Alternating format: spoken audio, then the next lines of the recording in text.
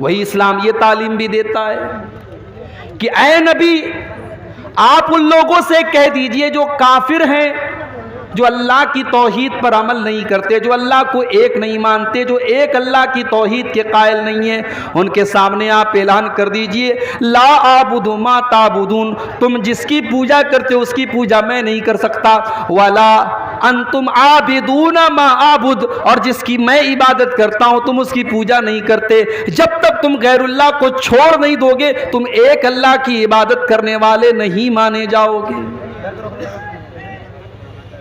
ईमान के बारे में इस्लाम कोई कॉम्प्रोमाइज नहीं करता है। एक ऐसा मौका भी आया था, अल्लाह के नबी के सामने ये ऑफर भी आया था कि ऐ मोहम्मद, एक दिन तुम हमारे 360 बुतों की इबादत करो और एक दिन हम ला इलाहा इल्लल्लाह हम भी कहेंगे, हम भी तुम्हारे साथ नमाज पढ़ेंगे। एक दिन तुम हमारी वाली कर लो, एक दिन हम तुम्हारी वाली कर लेंगे। क्या जवाब दिया अल्लाह के प्यारे नबी ने? आपने यही सूरे काफिरून की आयत पढ़ के सुना दी, ला आबुदु मा ताबुदून, जिसकी तुम इबादत करते हो उसकी मैं नहीं कर सकता, वला अंतुम आबिदूना मा आबुद, और जिसकी मैं इबादत करता हूं तुम शिर्क पर रहते हुए तुम उसकी इबादत कर ही नहीं सकते। लकुम दीनुकुम वलिय दीन, तुम अपने दीन पर अमल करो, मैं अपने दीन पर अमल करता हूं। तो भाईचारा और सद्भाव ऐसे भी तो कायम हो सकता है भाई। अभी मैं मंझेली गया था असर के बाद, रास्ते में कई मुसलमानों के घर मुझे नजर आए जिन्होंने अपने घरों को दीपों से सजा के रखा। क्यों साहब? मैं इसको भाईचारा नहीं मानता। ये भाईचारा नहीं है, ढकोसला है ये। कोई गैर मुस्लिम टोपी लगा ले उसको हम समझते हैं साहब ये भाईचारा है, और कोई मुस्लिम किसी मूर्ति के आगे पूजा करे हम इसको भाईचारा कहते हैं। भाईचारा ये नहीं है, भाईचारा ये है कि मुसलमान मस्जिद में इबादत करे और गैर मुस्लिम अपनी मंदिर में पूजा करे, और मुसलमान की इबादत पर उस गैर मुस्लिम को कोई एतराज़ ना हो और उस गैर मुस्लिम की इबादत पर हमें कोई एतराज़ ना हो। वो अपने मज़हब पर अमल करे, हम अपने मज़हब पर अमल करें, हमारे मज़हब में कोई दूसरा इंटरफियर ना करे, दूसरे के धर्म में हम इंटरफियर ना करें। ये है असल भाईचारा।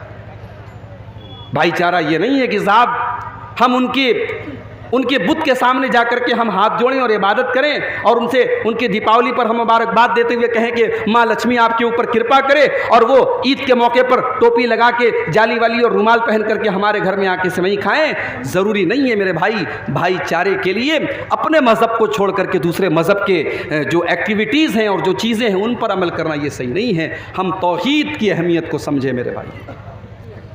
हमारे नबी दुनिया में तौहीद लेकर के आए थे। अगर हमारे नबी दुनिया के सबसे बेहतरीन नबी हैं, सबसे अफजल नबी हैं, तो हम भी दुनिया की सबसे बेहतरीन उम्मत हैं। और हमें सबसे बेहतरीन उम्मत का जो लक़ब मिला है, जो टाइटल मिला है, ये टाइटल क्यों मिला है? अल्लाह ने उस टाइटल की वजह कुरान में क्या बताई है? कुंतुम खैरा उम्मतिन उखरिजत लिन्नासि तामुरूना बिल मारूफि व तनहौना अनिल मुनकरि व तुमिनूना बिल्लाह। ऐ मुसलमानों, तुम दुनिया की सबसे बेहतरीन उम्मत हो, तुम्हें लोगों के लिए निकाला गया है, तुम लोगों का भला करने के लिए दुनिया में आए हो। तामुरूना बिल मारूफ, तुम लोगों को नेकियों का हुक्म देते हो, व तनहौना अनिल मुनकर, तुम बुराइयों से रोकते हो, व तुमिनूना बिल्लाह, और तुम अल्लाह के ऊपर ईमान रखते हो। हमारी पहचान है तौहीद।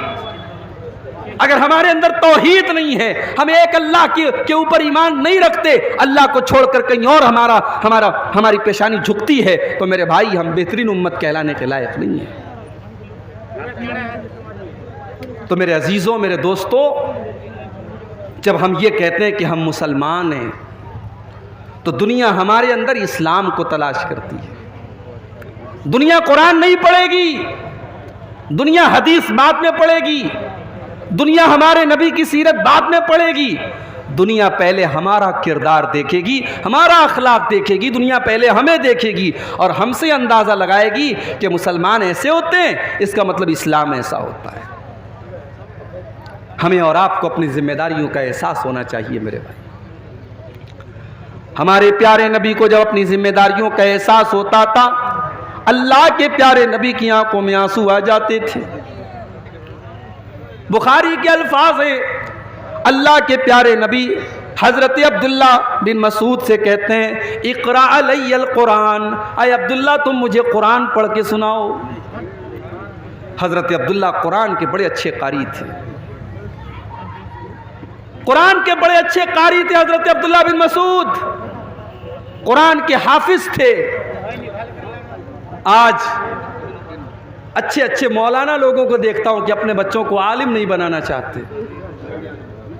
पूछो बेटा कहाँ पढ़ता है, कहते कॉन्वेंट में पढ़ता है।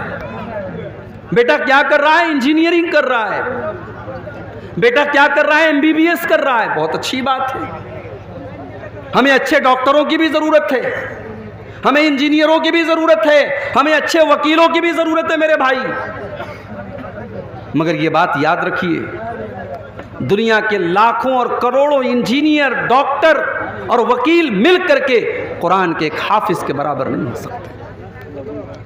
ये मदरसे में पढ़ने वाले बच्चे जो कुरान के हाफिज होते हैं, जो कुरान पढ़ते हैं, जो दिन रात बैठ करके कुरान और हदीस पढ़ते हैं, यूनिवर्सिटी में और कॉलेज में पढ़ने वाला अप टू डेट लड़का, चाहे वो कितना टैलेंटेड हो जाए और कितना ही काबिल ना हो जाए और लाखों करोड़ों कमाने वाला ना हो जाए, उस कुरान के हाफिज के बराबर नहीं हो सकता है।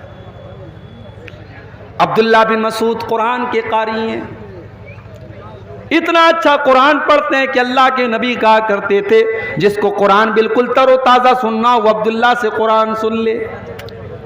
जब ये कुरान पढ़ते थे ऐसा लगता था कुरान अभी नाजिल हो रहा है, कुरान अभी उतर रहा है, कुरान अभी उतरा है और अब्दुल्ला बिन मसूद उसकी तिलावत कर रहे हैं।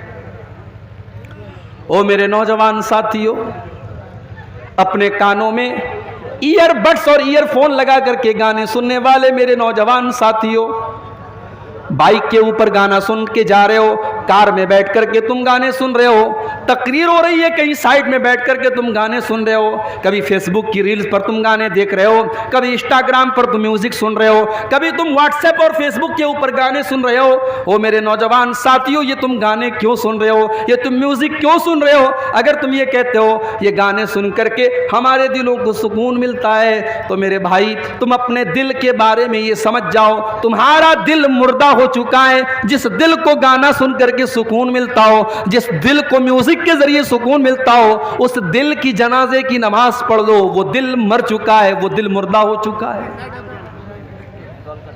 इसलिए कि कुरान क्या कहता है, अला बिज़िक्रिल्लाहि तत्मइन्नुल कुलूब। ओ लोगों, जो दिल होता है वो दिल अल्लाह के जिक्र से सुकून पाता है, दिलों को अल्लाह के जिक्र से सुकून मिलता है। अगर आपका दिल जिंदा होता तो कुरान की तिलावत से उसको सुकून मिलता, आपका दिल अगर जिंदा होता तो अल्लाह के जिक्र से उसको सुकून मिलता। अगर म्यूजिक और गाने बजाने से और गंदी तस्वीरों से आपके दिल को सुकून मिल रहा है, इसका मतलब कि आपका दिल मुर्दा हो चुका है।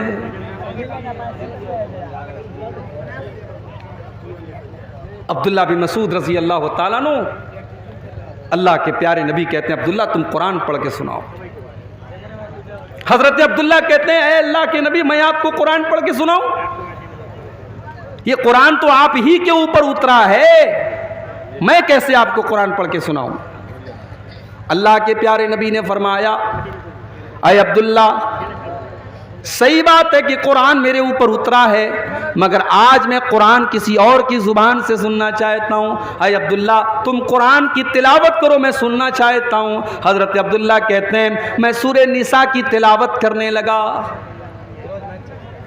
सूरे निसा में पढ़ने लगा, मैं तिलावत करता चला जा रहा हूँ, अल्लाह के नबी गौर से सुनते चले जा रहे हैं। जब मैं सूरे निसा की तिलावत करते करते जब मैं उसकी इस आयत के ऊपर पहुंचा, फ़कैफ़ इज़ा जिना मिन कुल्लि उम्मतिन बिशहीदिन व जिना बिका ला हाउलाई शहीदा। ऐ नबी, आपका क्या हाल होगा जब हम हर उम्मत में से एक गवाह को लाएंगे, और ऐ नबी कल क़यामत के दिन हम आपको आपकी उम्मत के ऊपर गवाह बना करके लाएंगे। अल्लाह के नबी जब इस आयत को सुनते हैं, आपको अपनी जिम्मेदारी का एहसास होने लगता है, आपके दिल में ये ख्याल आता है कल क़यामत के दिन मेरी उम्मत के बारे में मुझसे पूछा जाएगा, अल्लाह के नबी की आंखों से आंसू बहने लगते हैं, अल्लाह के नबी रोने लगते हैं, और आप कहते हैं कि अब्दुल्ला बस करो, अरे अब्दुल्ला रुक जाओ। हजरत अब्दुल्ला कहते जब मैंने नजरें उठा के देखी, फैज़ा आइनाहु तज़रीफान, अल्लाह के नबी की आंखों से आंसू बह रहे थे, अल्लाह के नबी रो रहे थे। आपको अपनी जिम्मेदारी का एहसास था।